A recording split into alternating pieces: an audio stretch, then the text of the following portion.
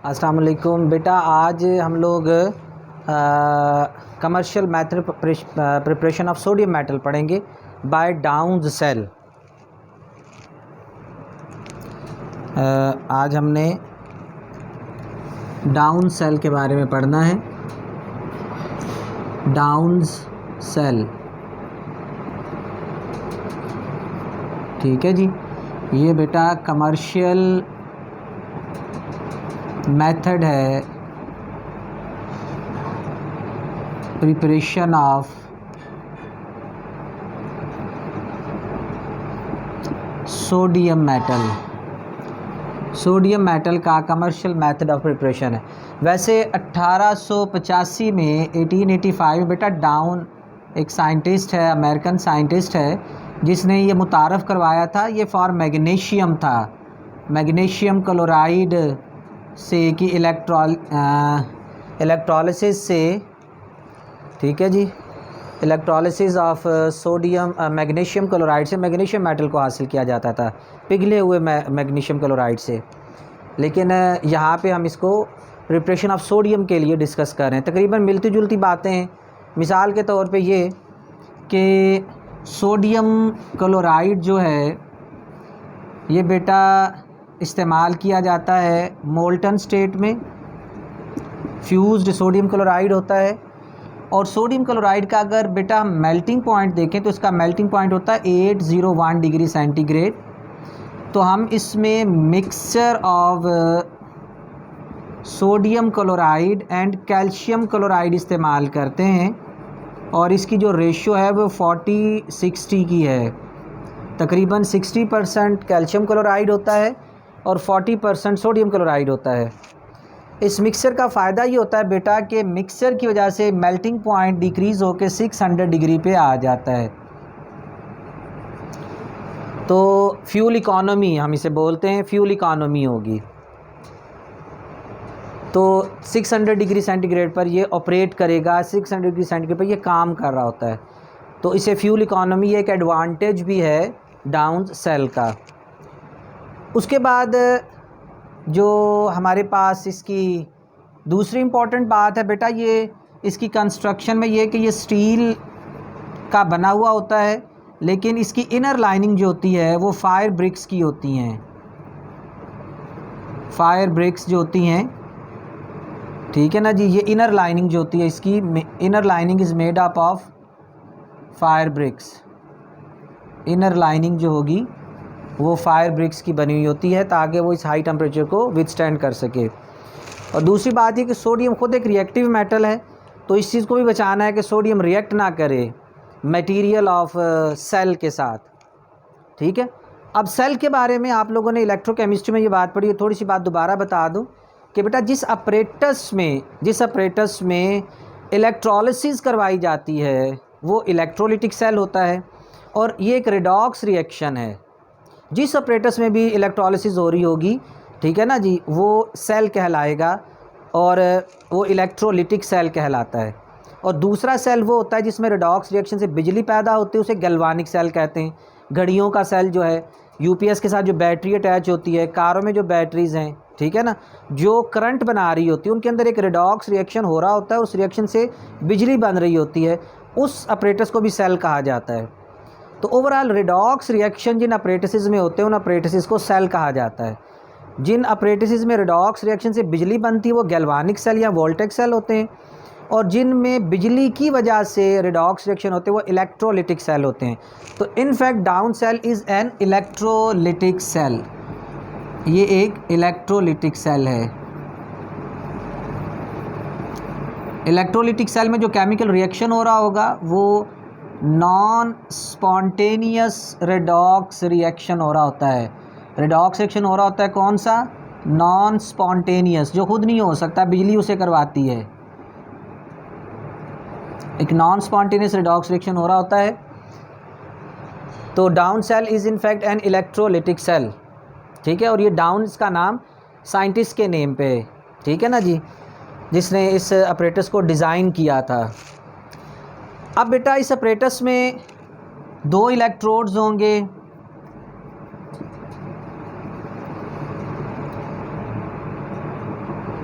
जो electrode anode होता है वो बेटा ग्रेफाइट होगा। ग्रेफाइट का ब्लॉक है जो सेल की बेस में से सेल में दाखिल हो रहा होता है, ग्रेफाइट ब्लॉक होता है, ये एनोड का काम कर रहा होगा। इलेक्ट्रोलिटिक सेल में बैटरी के पॉजिटिव टर्मिनल के साथ जो अटैच होता है वो एनोड होता है, और गैल्वानिक सेल का एनोड उसकी नेगेटिव प्लेट होती है। तो कैथोड जो है वो इस्तेमाल होता है जो कि आयरन रिंग होता है।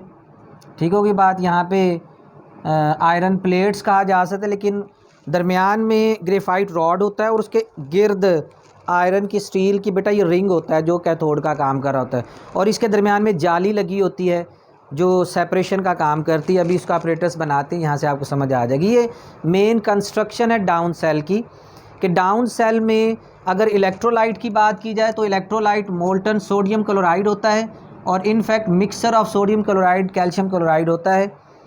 इसके अलावा डाउन सेल स्टील का बना हुआ होता है, लेकिन इसकी इनर लाइनिंग फायर ब्रिक्स की होती हैं। उसके बाद इसके अंदर जो इलेक्ट्रोड्स के तौर पे काम कर रहे होते हैं वो एनोड के तौर पे ग्रेफाइट काम कर रहा होता है, और कैथोड के तौर पर आयरन रॉड होता है, स्टील रॉड्स होते हैं जो कि कैथोड का काम कर रहे होते हैं। इनफैक्ट ये आयरन रिंग होता है जो उसके इर्द गिर्द लगा हुआ होता है एनोड के। अगर बेटा इसकी एक सिंपल डायग्राम बना लें तो इसकी सिंपल डायग्राम बेटा डाउन सेल किस तरह से बनेगी कि ये हमारे पास एक अपरेटस है। जिस अपरेटस में अगर हम बात करें एनोड की, तो ये एनोड के तौर पर बेटा ये ग्रेफाइट है जो एनोड के तौर पे काम कर रही होती है। ये एनोड है,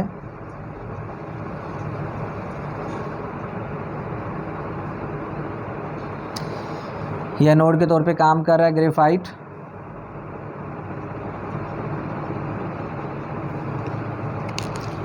और इसके इर्द गिर्द ये हम स्टील रॉड टाइप शो कर देते हैं बेटा इस तस्वीर को सिर्फ समझाने के लिए, लेकिन इन फैक्ट ये इसके गिर्द पूरा जिसका कड़ा आप कह सकते हैं रिंग होता है स्टील का।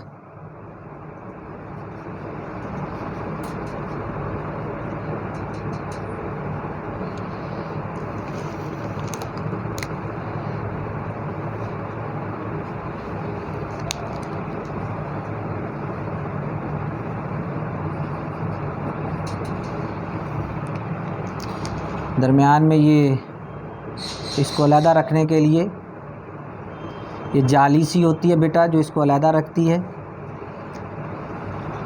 इसका जो छत होता है वो डोम लाइक गुंबद नुमा इसका छत होता है। यहाँ एक साइड से मोल्टन सोडियम क्लोराइड जो है वो इसमें शामिल किया जा रहा होता है। टेम्परेचर जिस पे बेटा ये काम करता है 600 डिग्री है, 600 डिग्री सेंटीग्रेड पे ये काम कर रहा है। ठीक है जी, ये इसकी एक सिंपल सी तस्वीर है। अब बेटा इसमें होता क्या है, होता ये है कि मोल्टन सोडियम क्लोराइड में सोडियम क्लोराइड मौजूद है जिसमें सोडियम आइंस हैं और क्लोराइड आइंस हैं। सोडियम क्लोराइड इसमें मौजूद है। अब बेटा एनोड पे क्या हो रहा है, एट एनोड ब्लू से ही मैंने एनोड बनाया तो ब्लू से ही लिख देता हूँ। एनोड बेटा पॉजिटिव प्लेट होती है, इस पर नेगेटिव आइंस होते हैं। क्लोराइड आइंस इलेक्ट्रॉन लूज़ करेंगे, लॉस ऑफ इलेक्ट्रॉन को ऑक्सीडेशन कहते हैं, और इस ऑक्सीडेशन के नतीजे में क्लोरीन गैस बनेगी। एनोड पे बेटा क्या होती है, ऑक्सीडेशन, लॉस ऑफ इलेक्ट्रॉन होता है। गैल्वानिक सेल हो या इलेक्ट्रोलिटिक सेल हो, एनोड पे ऑक्सीडेशन हो रही थी, लॉस ऑफ इलेक्ट्रॉन हो रहा होता है। एट कैथोड, कैथोड पे बेटा पॉजिटिव आयन यानी सोडियम आयन जो हैं वो कैथोड की तरफ चले जाते हैं, और सोडियम आयन इन इलेक्ट्रॉन को गेन करके सोडियम मेटल बन जाती है, न्यूट्रल। ठीक होगी बात।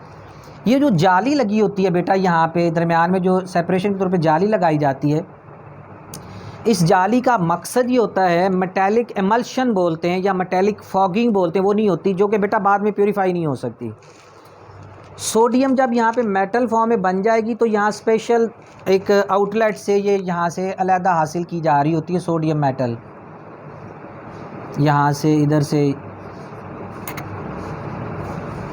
सोडियम मेटल प्योर फॉर्म में हासिल हो रही होती है, लिक्विड फॉर्म में। ठीक है, ये लिक्विड सोडियम जो है ये NaCl लिक्विड के साथ मिक्स नहीं होती, क्योंकि अगर ये मिक्सर के साथ ना NaCl और कैल्शियम क्लोराइड के मिक्सर के साथ अगर ये मिल जाएगी तो इसको बोलेंगे हम मेटालिक इमल्शन बन जाएगी, या इसको बोलेंगे मेटालिक फॉगिंग हो जाएगी, और फिर ये मिक्सर से सेपरेट नहीं होती, फिर ये इसको सेपरेट करना, प्योर करना हमारे लिए नामुमकिन हो जाएगा। तो ये एक स्पेशल अपरेटस होता है जिस अपरेटस की मदद से हमें मेटालिक फॉगिंग से हमारी बचत हो जाती है। यहाँ पर एक क्वेश्चन बेटा ज़हन में आता है कि मिक्सर में कैल्शियम आयंस भी मौजूद हैं, तो why don't they are reduced, ये रिड्यूस क्यों नहीं हो रहे होते, ये रिएक्शन क्यों नहीं हो रहा होता कि कैल्शियम आयन इलेक्ट्रॉन गेन करें और कैल्शियम बनाएं। दरअसल बेटा ये चीज़ डिसाइड होती है ऑक्सीडेशन रिडक्शन पोटेंशियल्स पे। सोडियम का जो रिडक्शन पोटेंशियल है वो -2.71 वोल्ट्स है, और कैल्शियम का -2. बाज़ जगहों पे 76 लिखा, बाज़ जगहों बेटा 2.86 लिखा हुआ है। अगर 76 भी हो तो बेटा कैल्शियम का रिडक्शन पोटेंशियल के मुकाबले में सोडियम का रिडक्शन पोटेंशियल ज़्यादा है। वैसे 2.7 छोटा है, 2.8 ज़्यादा है, लेकिन ये माइनस वैल्यू के साथ है। ठीक है ना, लेस देन ज़ीरो में, लेस देन ज़ीरो में ये अपर वैल्यू बनती है, ये लोअर वैल्यू बनती है। So the reduction potential of sodium is less than, is greater than reduction potential of calcium. So sodium की प्रेजेंस में कैल्शियम रिड्यूस नहीं हो सकेगा, कैल्शियम की रिडक्शन नहीं होगी, गेन ऑफ इलेक्ट्रॉन सोडियम करेगा, कैल्शियम में गेन ऑफ इलेक्ट्रॉन नहीं हो सकेगी। तो इस तरह से इस मिक्सर के अंदर जो है वो इस चीज़ से अवॉइड हो जाता है। ठीक है ना। इवन जब इसका मैग्नीशियम के साथ जो असल जो डाउन सेल बना था, तो मैग्नीशियम का भी रिडक्शन पोटेंशियल जो होता है वो कैल्शियम से ज़्यादा होता है, तो कैल्शियम इलेक्ट्रॉन गेन कर ले, मैग्नीशियम इलेक्ट्रॉन गेन करके रिड्यूस होती रहती है, जबकि कैल्शियम रिड्यूस नहीं हो सकती। तो यहाँ तो हम खैर सोडियम की बात कर रहे हैं, तो बेटा in the presence of sodium calcium reduce नहीं होगी। ठीक होगी बात। इसके कुछ एडवांटेजेस हैं।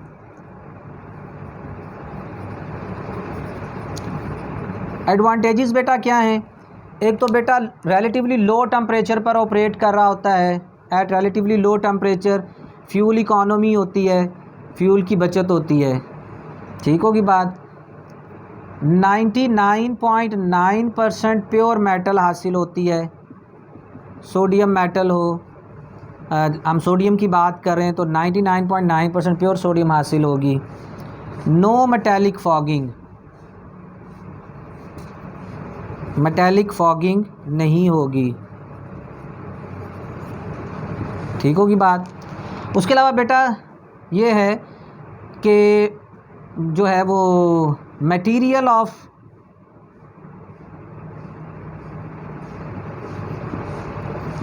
Cell does not react with product.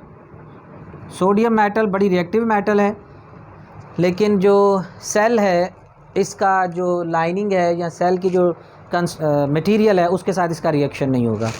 तो ये बेटा एडवांटेजेस हैं डाउन सेल के, जिसकी मदद से हम सोडियम मेटल तैयार करते हैं। तो बेटा डाउन सेल आप लोग इसे लॉन्ग क्वेश्चन के तौर पे भी आ जाता है, शॉर्ट क्वेश्चन भी इसमें बन जाते हैं।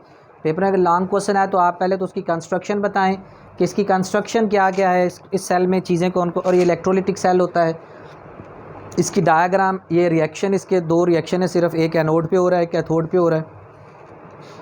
ठीक होगी बात। और इसके एडवांटेजेस, तो ये एक बड़ा सादा सा शॉर्ट लॉन्ग क्वेश्चन भी बनता है जो आमतौर पे पूछ लिया जाता है।